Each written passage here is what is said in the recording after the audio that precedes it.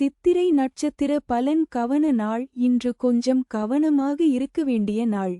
சில தடைகள் வர வாய்ப்பு இருக்கிறது. விபத்து தாரை. இந்த நட்சத்திர நாளில் பயணங்களை தவிர்ப்பது நல்லது. கண்டம் பொருள் இழப்பு. அவமானம். மூன்றாவது நட்சத்திரம். இன்று பயணம் கவனம் தேவை. தெய்வம் முருகன். மந்திரம் ஓம் சரவணபவ. நிறம் சிவப்பு. நேரம் காலை 8 முதல் 9 வரை. பரிகாரம் குங்குமம் வைத்து செல்லவும்.